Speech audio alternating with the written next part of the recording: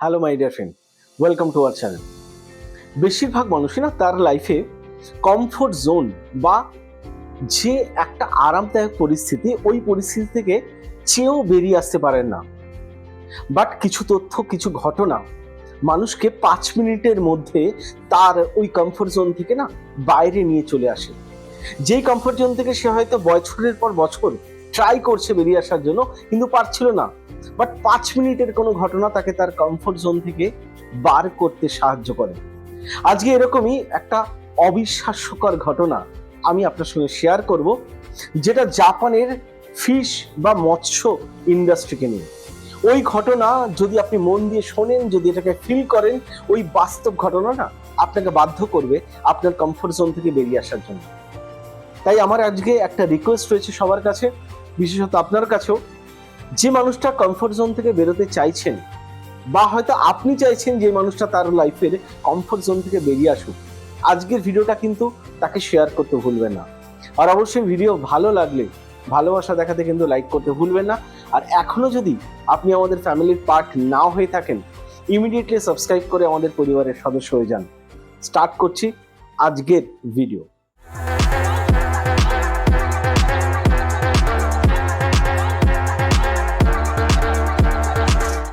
Hello my winner, welcome to become new. Myself Avik Das, I M A business coach. আপনি হয়তো জানেন যে জাপানিজরা C fish বা হয়তো সি যে ফুড, সেগুলো খাওয়া খুব পছন্দ করে। কিন্তু ওই যে সি ফিশ বা সি ফুড, ওখানে কিন্তু তারা ফ্রেশ, একদম ফ্রেশ সামুদ্রিক মাছকে পছন্দ করে। তারা কিন্তু বাসি মাছকে অতটা পছন্দ করে না। তো জাপানিজদের ওই যে একটা নেচার ছিল যে সি ফুডকে তারা খাবে বা সামুদ্রিক মাছকে তারা খাবে, সেই সংক্রান্ত বিষয় যে ফিশিং যে কোম্পানিজগুলো রয়েছে, তারা কি করতো, তারা সমুদ্র থেকে মাছকে কালেক্ট করতো, সি ফুড কালেক্ট করার পর মার্কেটে দিত জাপানিজদের জন্য। দীর্ঘ বা বহু বছর ধরে এই যে জায়গাটা, এটা চলতে থাকে। তারা কালেক্ট করার পর মানে সমুদ্র থেকে কালেক্ট করে তারা কি করতো, মার্কেটে ওই যে সাপ্লাই করতো সি ফুড বা সি ফিশ গুলোকে। এই ঘটনা চলতে যখন থাকে বহু বছর পর কি হচ্ছিল, সমুদ্রের যে ধার বা একদম যে কিনারের যে জায়গাগুলো রয়েছে, সেখানে কিন্তু আস্তে আস্তে এই যে মাছ পাওয়ার যে সম্ভাবনা বছরের পর বছর কালেক্ট করার জন্য কমতে থাকে। তখন 1 ঘন্টার মধ্যে যে বোটের মাধ্যমে গিয়ে সিভ কোম্পানিগুলো যখন ওই মাছগুলোকে কালেক্ট করছিল, সেই সম্ভাবনাটা কমা শুরু হয় এবং ওই 1 ঘন্টাটা ডিপ সিতে তাদেরকে যেতে হচ্ছে। ডিপ সমুদ্রে গিয়ে, ডিপ ওয়াটারে গিয়ে 3-4 ঘন্টা লেগে যাচ্ছে তখন না ওই মাছকে কালেক্ট করে আনতে তাদের। তাতে একটা বড় সমস্যা তৈরি হয়। বড় সমস্যাটা কি, ওই মাছ যখন আসছে 3-4 ঘন্টা কালেক্ট করার পর সময় লাগছে, সেই মাছগুলো আগের মতো ফ্রেশ থাকছে না, তাজা থাকছে না, বাসি হয়ে যাচ্ছে। ন্যাচারালি মার্কেটে জাপানিজরা যখন এই মাছ কিনতে আসছে, তাদের ওই টেস্ট তারা পাচ্ছে না এবং মার্কেটে কিন্তু দাম পড়া বা দামটা কমা শুরু হচ্ছে। ওইখানে যখন ওই ইন্ডাস্ট্রিতে এরকম একটা সমস্যা তৈরি হচ্ছে, তখন তারা এটা ভাবতে থাকে, যে কোম্পানিজগুলো রয়েছে তারা এটাকে চিন্তা ভাবনা করতে থাকে যে কি করে সলিউশন করা যেতে পারে। সলিউশনের রাস্তা খুঁজতে খুঁজতে তারা এটাকে ডিসিশন নেয় কি, যে বোটগুলো, যে ফিশিং বোটগুলো যাচ্ছে, সেখানে কিছু ফ্রিজার যেন রাখতে পারি আমরা। যেরকম ভাবা সেরকম কাজ, তারা কিছু ফ্রিজারের বন্দোবস্ত করে। সেই ফ্রিজারের মাধ্যমে মাছকে যখন স্টোর করে 3-4 ঘন্টা পর যখন নিয়ে আসা হচ্ছে, তখন মাছ হয়তো পড়ছে না, কিন্তু মাছ তরতাজা থাকছে না, ওই টেস্ট, ওই ফিলিংসটা তারা কিন্তু পাচ্ছে না। ন্যাচারালি মার্কেটের দাম কিন্তু যে পড়ে যাচ্ছিল, সেটা কিন্তু আপ হচ্ছে না। তখন তারা আরো বেশি চিন্তায় পড়ে। চিন্তা করতে করতে, ভাবতে ভাবতে তার একটা সলিউশন তৈরি করে যে ফ্রিজার যখন হচ্ছে না, তখন একটা নতুন পন্থা আমরা অ্যাডাপ্ট করি বা নতুন পন্থাকে আমরা তৈরি করি। কি পন্থা? যে বোটের মধ্যে আমরা যদি ট্যাঙ্ক তৈরি করতে পারি, ট্যাঙ্ক লাগাতে পারি, তাহলে এই সমস্যাটা হবে না। মাছকে ওই ট্যাঙ্কের মধ্যে দিয়ে আমরা আস্তে আস্তে নিয়ে আসতে পারি। যেরকম ভাবা সেরকম কাজ।